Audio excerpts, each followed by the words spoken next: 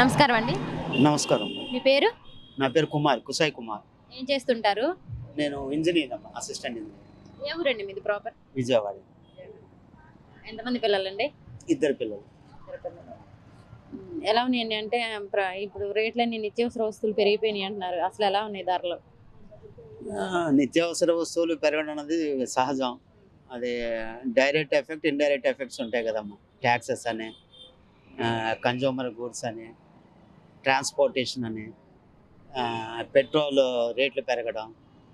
These all are reasons. అంటే రేట్లు మన ఒక్క చోటే కదా, అన్ని రాష్ట్రాల్లో కూడా పెరిగినాయి అని అనుకుంటున్నారు కదండి. అవునమ్మా. అంటే అది కరోనా ప్రభావం అంటారా ఏమంటారా? అదొకటి మెయిన్.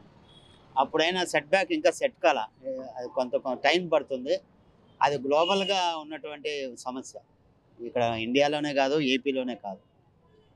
చూసినట్టయితే ప్రస్తుతం ప్రభుత్వ పరిపాలన ఎలా ఉందండి? మీరు బయట చూస్తూనే ఉంటారు, టీవీలో చూస్తూనే ఉంటారు, న్యూస్ చూస్తూనే ఉంటారు కాబట్టి ఎలా అనిపిస్తుందండి ప్రభుత్వ పరిపాలన? అంటే అంటే నేను అనుకోవడం, మేము ఎంప్లాయీస్గా యాక్చువల్లీ అన్ఫార్చునేట్లీ ఇది ఒక యాక్చువల్లీ కొత్త స్టేట్లో బైఫర్కేషన్ అయిన తర్వాత మళ్ళీ గవర్నమెంట్ రావడం, ఇప్పుడున్న ప్రభుత్వం రావడం, ఆ రాగానే కరోనా రావడం. కరోనా అనేది పెద్ద ఇంపాక్ట్ అన్ని రకాలుగా, అంటే అన్ని రంగాల్లో ఇబ్బంది పడింది కాబట్టి అది ఒక యాక్చువల్ గవర్నమెంట్కి it was a big challenge. ఇప్పుడు అది ఫేస్ చేస్తున్నారు. దానివల్ల కొంత అనుకున్నట్టుగా ముందుకు వెళ్ళలేకపోతున్నారు అనుకుంటున్నాం నేనంతే. మరి ఈ సంక్షేమ పథకాలు ఇవన్నీ ఇస్తున్నారు కదండి, అవన్నీ ఎలా అనిపిస్తుంది? అవి ఎప్పుడు ఉన్నవే కదమ్మా అనేది, అంటే నాకు తెలిసినంత వరకు ఎప్పుడు ఉన్నవే. అవి కొన్ని మార్పులు కూర్పులతోటి వెళ్తున్న సిస్టమే కానీ ఇంకేం కొత్తగా అనిపించట్లా నాకైతే. అంటే అమ్మ ఒడి ఇప్పుడు ఇలాంటివన్నీ చేస్తున్నారు కదండి, అవన్నీ ఎలా అనిపిస్తున్నాయి? నవరత్నాలు అనేసి కొన్ని పెట్టారు కదా, అవి ఎలా అనిపిస్తున్నాయి? ఇప్పుడు నవరత్నాలు ఇవి యాక్చువల్లీ అంటే బిలో పోవర్టీ, మిడిల్ క్లాస్ కన్నా లో కాడర్ వాళ్ళకి అందుతున్నాయి. వాళ్ళు డిజర్వ్డా అంటే డిజర్వ్డే అనుకునే ఒక పరిస్థితిలో ఉన్నాం ఇప్పుడు. ఎందుకంటే మన ఇండిపెండెన్స్ వచ్చి ఇన్నేళ్ళు అయినా అనుకున్నట్టుగా ఆ స్థాయికి మనం ఎదగలేకపోతున్నాం కాబట్టి వాళ్ళకి అవకాశం ఇవ్వాలి, ఇస్తున్నారు అనుకుంటున్నాం. ఇప్పుడు పక్క రాష్ట్రాల్లో కూడా ఇవే స్కీముల్ని పేర్లు మార్చి, ఇంకా ఇప్పుడు ఆ పక్క రాష్ట్రాల్లో అయితే ఆడవాళ్ళకి బస్సులో ఫ్రీ అని రకరకాల కొత్తవి వస్తున్నాయి. అంటే ప్యాకేజెస్ లాగా అయిపోయింది. బట్ ఇవన్నీ పథకాలు చేరాల్సిన అవసరం ఇంకా ఉంది, కొంతకాలం చేయాలి అని నేను అనుకుంటా. పథకాలు ఇస్తున్నారు కానీ అభివృద్ధి చేయలేదు, డెవలప్మెంట్ లేదని అంటున్నారు కదండి. ఏపీలో డెవలప్మెంట్ చేయడం చేత కావట్లేదు అసలు ఈ జగన్ కని కూడా అంటున్నారు కదండి సీఎంకి. అంటే నేను నాకున్న అనుభవంలో చెప్పేది ఏంటమ్మా, మనం కొత్త సంసారం లాంటిది మంది. ఏమనుకోదు, మనం కట్టుబట్టలతోటి we was thrown out from Telangana. Even మనకు 50-48 రేషియోలో బిల్డింగ్లు అవి ఉన్నా కూడా మనం ఇక్కడికి వచ్చి ఉండాల్సిన పరిస్థితి వచ్చింది. కొత్త ఇల్లు కట్టుకున్నప్పుడే, కొత్త సంసారం అన్నప్పుడే టైం పడుతుంది. ఇది టైం ఓన్లీ టెల్స్ ఎవ్రీథింగ్. దీని అన్నిటికంటే కాలమే పరిష్కారం చేస్తుంది. మనం ఇంకా చాలా ఎదుర్కోవాల్సిన అవసరం ఉంది.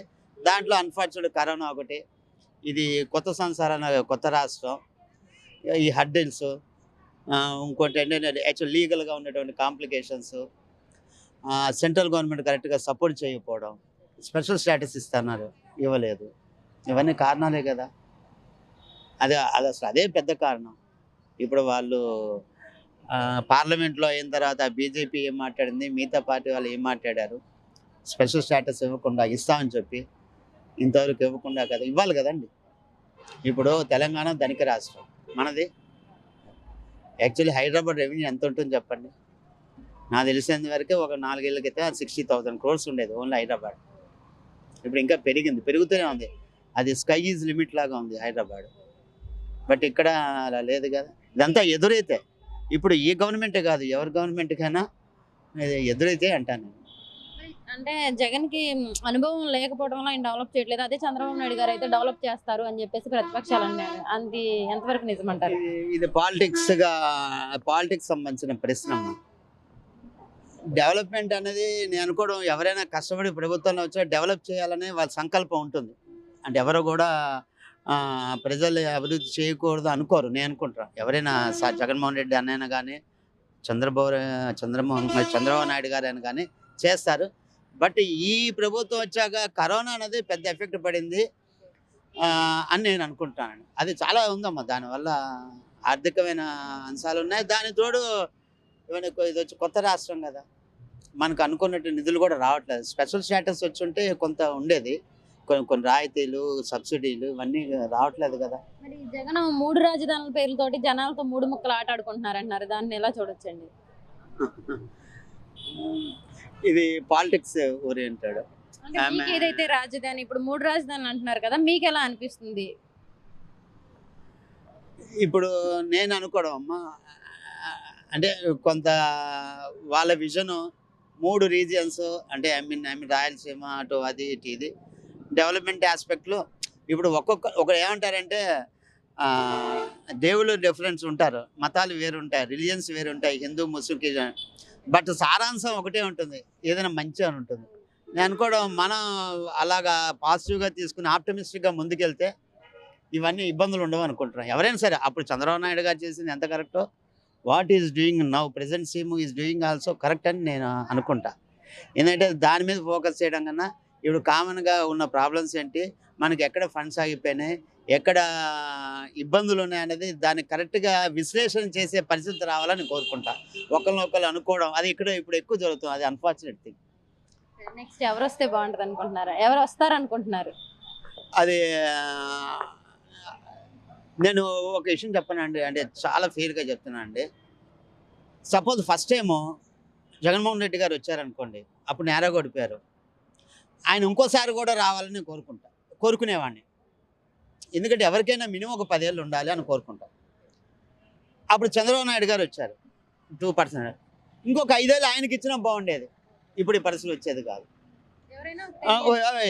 ఇప్పుడు సరే అయిపోయింది, మళ్ళీ ఈయన వచ్చారు. ఇప్పుడు మళ్ళీ ఈయనకైనా ఇంకొక 5 ఏళ్ళు ఇస్తే ఆయనకున్న విజన్ తోటి ముందుకు తీసుకెళ్తారని నేను అనుకుంటా.